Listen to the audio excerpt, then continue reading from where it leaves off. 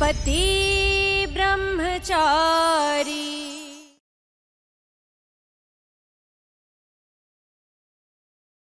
എന്റെ ഭഗവാനാണ് സത്യം. ഈ ജന്മത്തിൽ നീ എന്റെ മരുമകളായില്ല. നീ കാരണം കുറെ ഞാൻ അനുഭവിച്ചു. അതിന്റെയൊക്കെ പ്രതികാരം ഞാൻ നിന്നോട് എണ്ണി എണ്ണി ചോദിക്കും. ഇനി എന്തിനാ വായി നോക്കി നിൽക്കുന്നേ? ആ സിങ്കിനകത്ത് കൈയിട്, എന്നിട്ട് എല്ലാം വാരി വാരി എടുക്ക. ഈശാമ്മ ഇതൊക്കെ എങ്ങനെ ചെയ്യും? വല്യമ്മയാണെങ്കിൽ സഹായിക്കേണ്ടെന്ന് പറയുന്നു.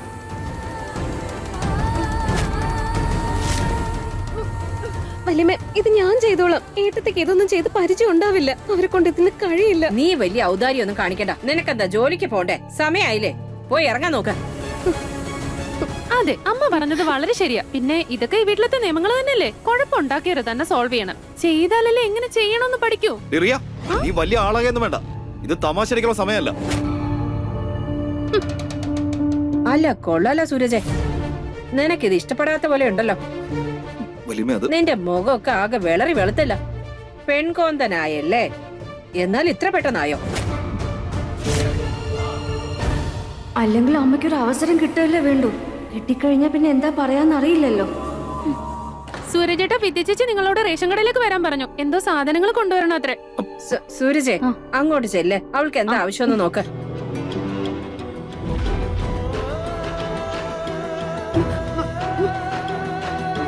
എടാ പോയി നോക്ക്. അതോ ഞാൻ പോണോ ഈ വയ്യാത്ത കാലും കൊണ്ട്?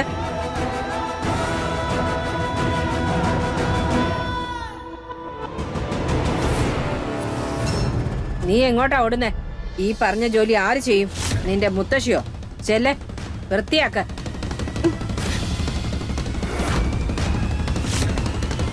വല്യമ്മയുടെ മനസ്സ് മുഴുവൻ ഇഷ മാഡത്തിനോടുള്ള ദേഷ്യം.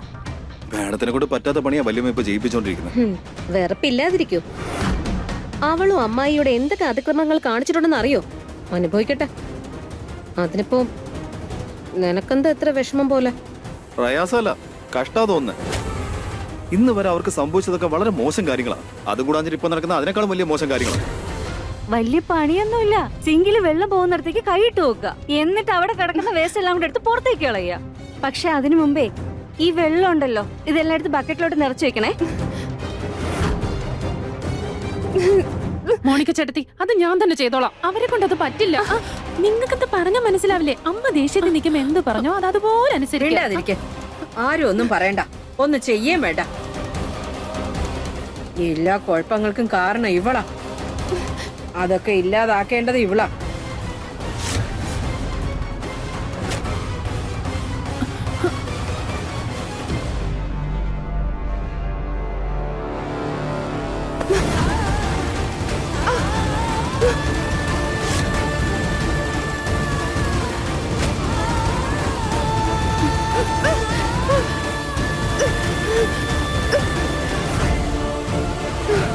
എന്തു പറ്റി? നിന്റെ ഈ കറുത്ത നീണ്ട കാർക്കൂന്താൽ നിനക്ക് ബുദ്ധിമുട്ടാവുന്നുണ്ടോ? ആ, നിന്റെ നഖത്തിന്റെ മേൽ ചെയ്തത് ഇതിലും ചെയ്യണോ? വേണ്ട വേണ്ട, ഞാൻ ചെയ്തോളാം. ഞാൻ വൃത്തിയാക്കിക്കോളാം. എന്നാ ചെയ്യ. ഗ്ലൗസ് എന്തെങ്കിലും കിട്ടോ?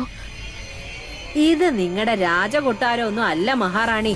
ഇവിടെ ഞങ്ങള് ഗ്ലൗസ് ഇട്ടൊന്നും അല്ല പണി ചെയ്യുന്നത്. ഇതൊരു സാധാരണ വീടാ. ഞങ്ങൾ എല്ലാവരും വെറും കൈവച്ചാ പണി ചെയ്യുന്നത്. ചെല്ല്, വൃത്തിയാക്ക.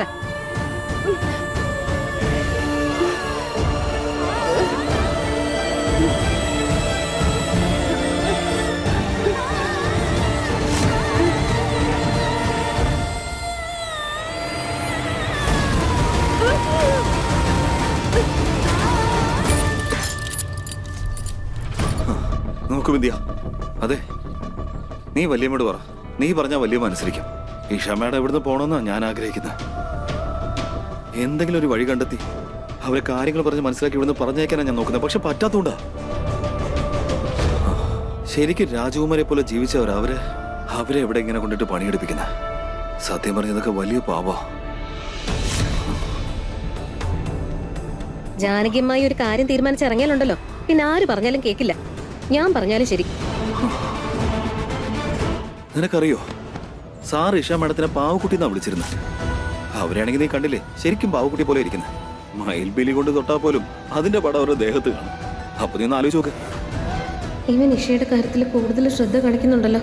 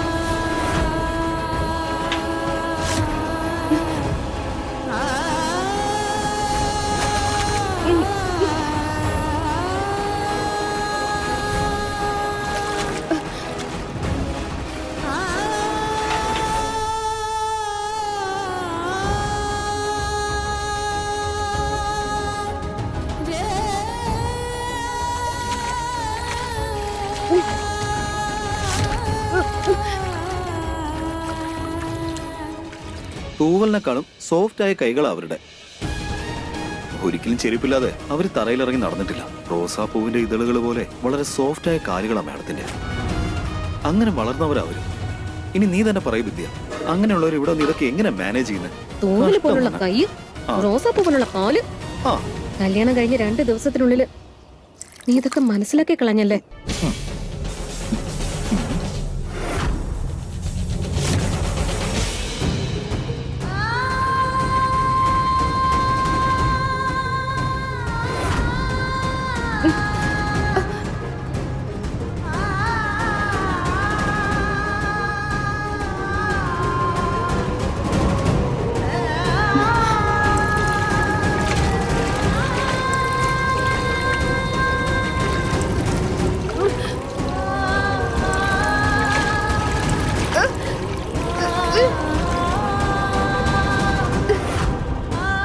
ഇഷ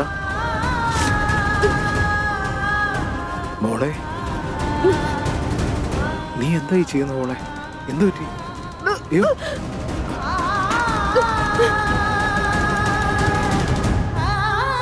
നിക്കവിടെ മഹാറാണി, നിന്റെ അഭിനയം ഒന്നും ഇവിടെ വേണ്ട. ഇങ്ങോട്ട് തിരിച്ചു വാ. ബാക്കിയുള്ള കാര്യങ്ങളൊക്കെ നീ തന്നെയാ ഇവിടെ ചെയ്യണ്ടേ. എന്താ പ്രശ്നം? എന്താ? ഓ, ഇയാൾക്കൊരു 5 മിനിറ്റ് കൂടെ കഴിഞ്ഞിട്ട് വന്നാ പോരായിരുന്നോ? ഇത്ര പെട്ടെന്ന് വരേണ്ട കാര്യം എന്താ? ക്ലൈമാക്സ് കിടക്കുന്നല്ലേ ഉള്ളൂ. ഇതൊക്കെ എന്താ ഇത്? ചിറ്റപ്പ, അത് അമ്മ ഇഷയെ കൊണ്ട് സിങ്ക് ക്ലീൻ ചെയ്യിക്കായിരുന്നു.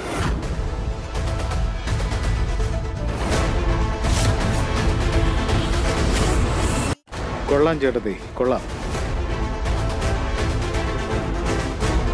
ഇവിടെയുള്ള മാലിന്യം മുഴുവനും നിങ്ങൾ ആ പാവത്തിനെ കൊണ്ട് വൃത്തിയാക്കിച്ചല്ലേ? പക്ഷെ ആ പാവത്തിനെതിരെ നിങ്ങളുടെ മനസ്സിലുള്ള മാലിന്യം ഉണ്ടല്ലോ, അതെപ്പോഴാ വൃത്തിയാക്കാൻ പോകുന്നേ?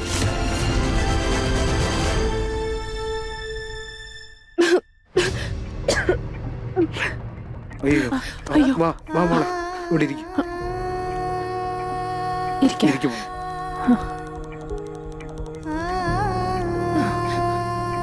അല്ല, എന്ത് തെറ്റിന്റെ ശിക്ഷ നിങ്ങൾ ഇവർക്ക് കൊടുക്കുന്നേ?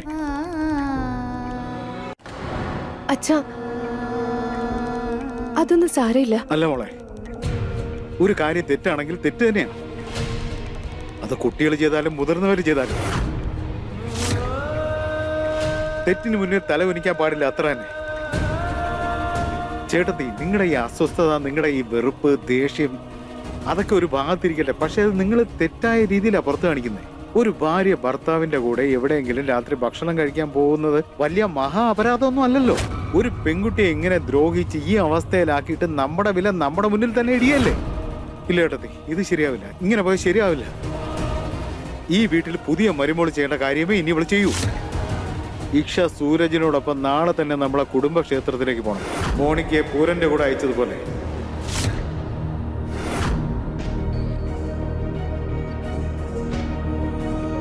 ചേട്ടത്തി, ആദ്യം കിട്ടേണ്ടത് പുതിയ ദമ്പതിമാർക്ക് പുതിയ ജീവിതം നയിക്കേണ്ട അനുഗ്രഹമാണ്, ശിക്ഷയല്ല.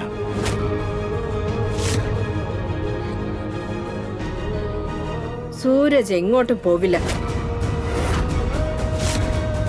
എന്ത് അവകാശം കൊണ്ടാ പോകുന്നേ? ഞാൻ ഇവളെ മരുമകളായിട്ട് കണ്ടിട്ടില്ല. അതിന് നിങ്ങൾ അവളെ അങ്ങനെ കണ്ടില്ലെങ്കിലും അവൾ അങ്ങനെ ആയി കഴിഞ്ഞു കേട്ടതേ. മരുമകളെന്ന നിലയിൽ നിങ്ങൾ അവൾക്ക് ചെയ്യേണ്ട ചടങ്ങുകളൊക്കെ ചെയ്ത് നിങ്ങൾ അത് തെളിയിച്ചല്ലോ. ഇപ്പോൾ അവൾക്ക് ഈ വീട്ടിൽ ജീവിക്കാനുള്ള അവകാശമുണ്ട്. ആ അവകാശവും നിങ്ങൾ തന്നെയല്ലേ കൊടുത്തത്. അതുകൊണ്ടല്ലേ മറ്റുള്ളവരെ പോലെ ചെയ്ത തെറ്റിനുള്ള ശിക്ഷ നിങ്ങൾ അവൾക്ക് കൊടുക്കുന്നത്. ഇനി ഒന്നും പറയണ്ട. നാളെ സൂരജും ഈശയും കുടുംബക്ഷേത്രത്തിലേക്ക് പോകുന്നു, ദേവിയുടെ അനുഗ്രഹം വാങ്ങുന്നു. മറ്റൊന്നും പറയരുത്.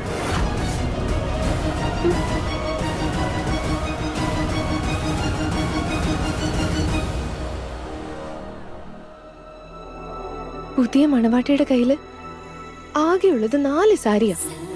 അതിലാണെങ്കിൽ ചുമന്ന സാരി ഇല്ല ധനു. എങ്ങനെ അമ്പലത്തിലേക്ക് പോവും? ഇത്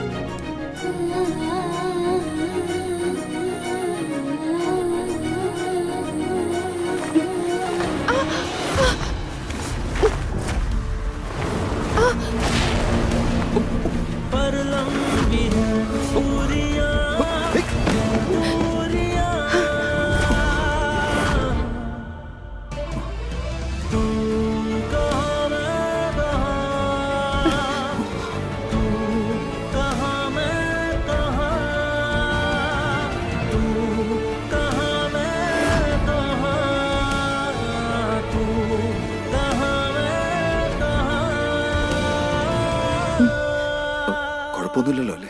നീ വന്നില്ലായിരുന്നെങ്കിൽ ചിലപ്പോ എന്തെങ്കിലും പറ്റിയേനെ. Thank you. സൂരജ്, പറഞ്ഞോ. അത് സൂരജ്, ആക്ച്വലി ഞാൻ ആകെ ഒരു വിഷമത്തിപ്പെട്ടിരിക്ക.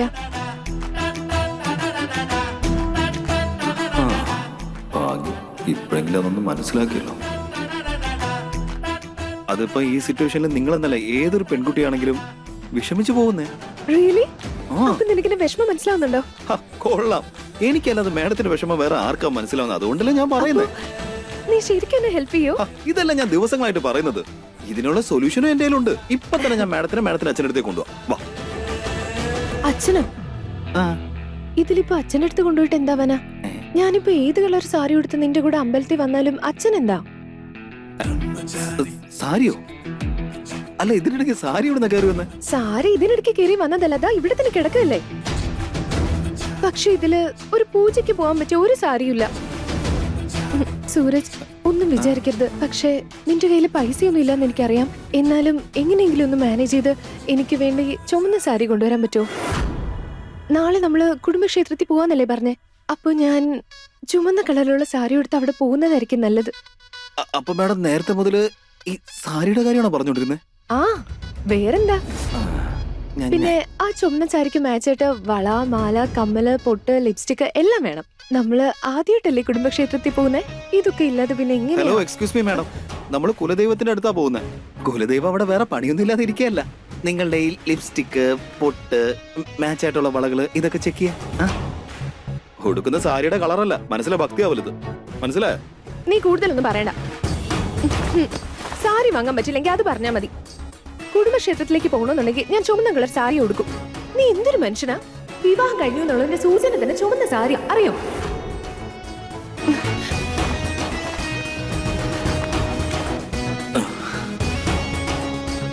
ആദ്യത്തെ വഴിയാണ് സഹനം. എന്ന് വെച്ചാൽ സ്നേഹപൂർവ്വം സംസാരിച്ച് കാര്യങ്ങൾ നമ്മുടെ വഴിക്ക് കൊണ്ടുവരിക. എന്ന് വെച്ചാൽ ഫ്രണ്ട്ഷിപ്പിലൂടെ സാവധാനം, സ്നേഹത്തിൽ, സമാധാനത്തിൽ ചേർത്തി കാര്യം പറഞ്ഞ് മനസ്സിലാക്കി.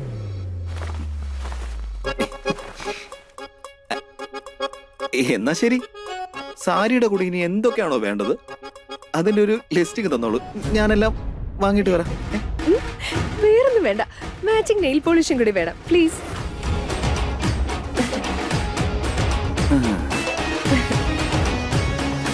എന്തൊരു ജന്മം! ഈ വീട്ടിൽ ഇതുവരെ എന്തൊക്കെ നടന്നു, എന്നിട്ട് അതിനെക്കുറിച്ച് ആലോചിക്കുന്ന പോട്ടെ. പകരം സാരിയുടെ കളറിനെ കുറിച്ചാ ചിന്തിക്കുന്നത്. ഇതിനെയൊക്കെ എങ്ങനെ ശരിയാക്കണമെന്ന് എനിക്കറിയില്ല. എന്തെങ്കിലും പറഞ്ഞോ? ഞാനോ? ഞാനിനിയിപ്പോ എന്ത് പറയാനാ? ഒന്നുമില്ല. ആ ലിസ്റ്റ് ഒന്ന് ഉണ്ടാക്കി തന്നാ എനിക്ക് പോവായിരുന്നു. മാർക്കറ്റ് വരെ പോയിട്ടെ.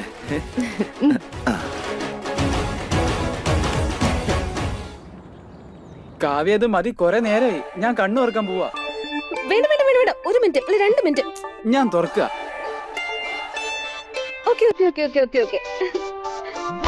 ഇപ്പൊ താങ്കൾക്ക് കണ്ണുകൾ തുറക്കാവുന്നതാണ്.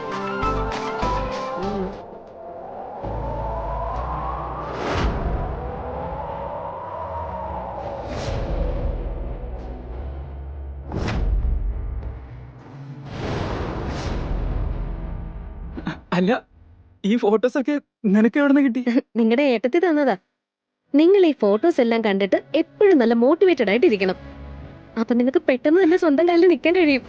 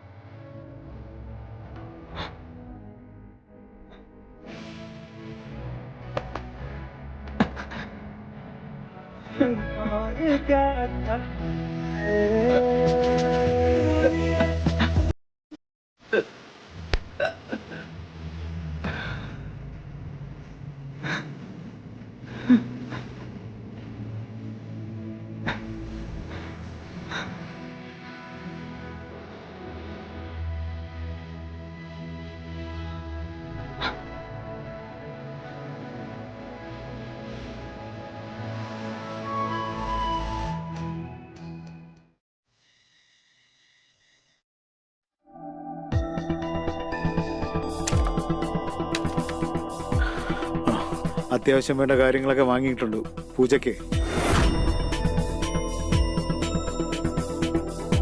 ഇനിയിപ്പോ ഇതൊക്കെ എന്താ ചെയ്യേണ്ടെന്നാ എനിക്ക് പിടികിട്ടാത്തെ.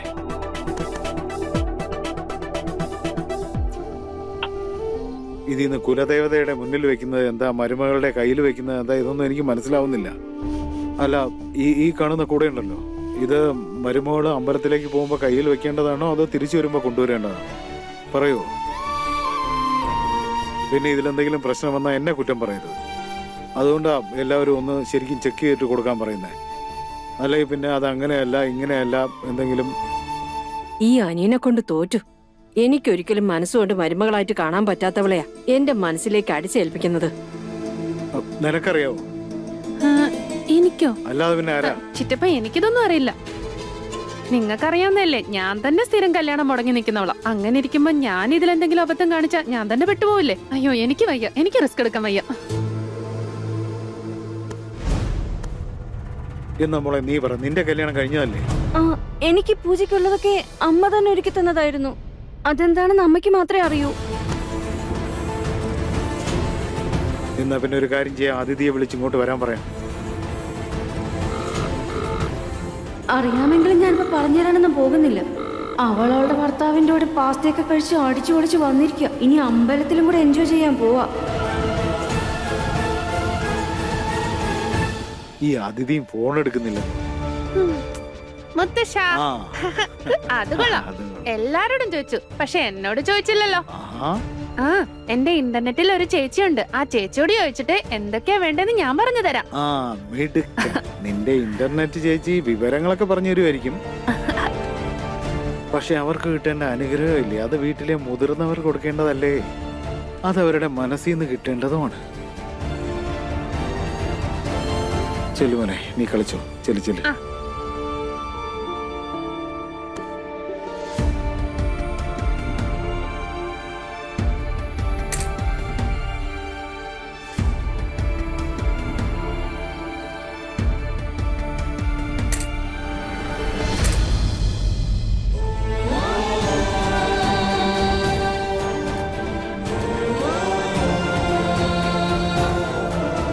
ഇതവളെ മരുമകളായിട്ട് കണ്ടിട്ടൊന്നുമല്ല.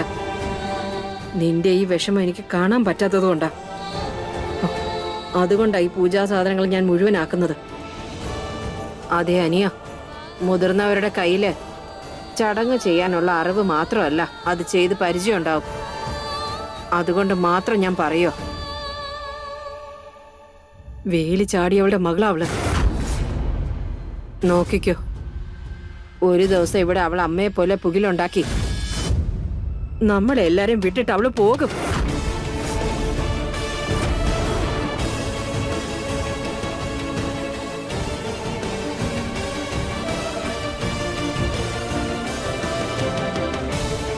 എന്നാ ചേട്ടത്തെയും കണ്ടോ, സൂരജിനെ നല്ല നിലയ്ക്ക് കൊണ്ടുവരാൻ ആർക്കെങ്കിലും പറ്റുമെങ്കിൽ അത് ഈ കുട്ടിക്ക് മാത്രമേ.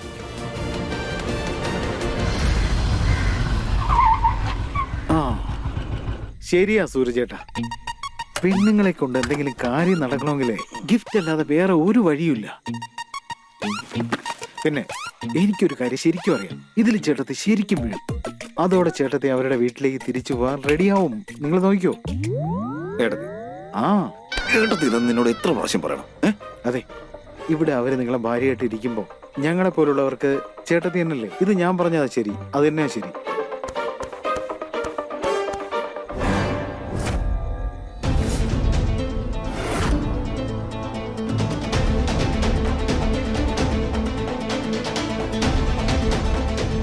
ഞാൻ സാരി മറ്റുമാണ് വാങ്ങിക്കൊണ്ട് വന്നിരിക്കുന്നത് ഇവൾ കണ്ട ഇപ്പൊ തന്നെ ഇവിടെ കിടന്ന് ബഹളം കൂട്ടി നാട്ടുകാരെ മൊത്തം അറിയിക്കും. മാത്രമല്ല നേരെ ചെന്ന് വല്യമ്മോട് പറഞ്ഞു കൊടുക്കുകയും ചെയ്യും. ബാഗിലെന്താ? ഒരാനയാ, എന്താ വേണോ? ബാഗിൽ എന്താണ് പോലും? ബാഗിൽ എന്റെ സാധനങ്ങള്, അല്ലാതെ വേറെ എന്താ? ആ അതെ അതെ, അല്ലാതെ എന്താ. അല്ല പിന്നെ ഒരു ബ്രഹ്മചാരിയുടെ സാധനങ്ങളാ ഇതില്. അത് മാത്രമല്ല, കല്യാണം കഴിയാത്ത പെൺകുട്ടികൾ ഇതിലോട്ട് നോക്കാൻ പോലും പാടില്ല, അറിയോ? ആണോ? ആ പിന്നെ ഇത് നോക്കിയിട്ട് ബാക്കി കാര്യം.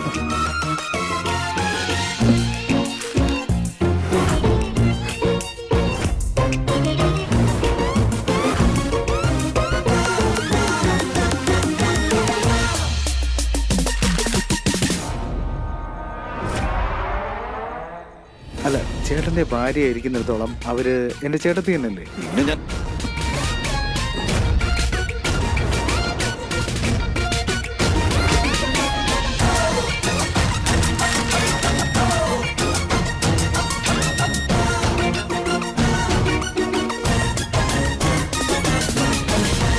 നോക്കിയപ്പോ നിനക്ക് സമാധാനമായല്ലോ. ആ എന്നാ ചെല്ലു. ഓ ഞാനെന്തിനാ സ്ഥലം വിടുന്നേ? ഞാൻ ജാനകിയമ്മയെ കാണാൻ വന്നതാ.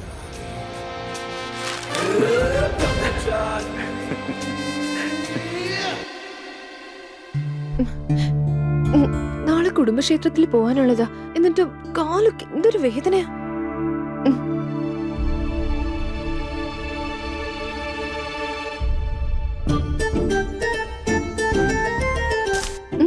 നാളത്തെ പൂജയ്ക്ക് മാലയൊക്കെ കെട്ടാനുണ്ടോ? അയ്യോ, എനിക്ക് മാലയൊന്നും കെട്ടാൻ അറിയില്ലല്ലോ. കുഴപ്പമില്ല, അതും കൂടെ എന്നെ പഠിപ്പിച്ചാ മതി. അതാവുമ്പോ അതും പഠിക്കാലോ. സൂചിയും നൂലൊക്കെ എവിടെ? അതെ, നിക്ക് നിക്ക് ഒരു മിനിറ്റ് നിക്ക്, സമാധാനപ്പെട്. ഇത് മാറ്റി നോക്ക്.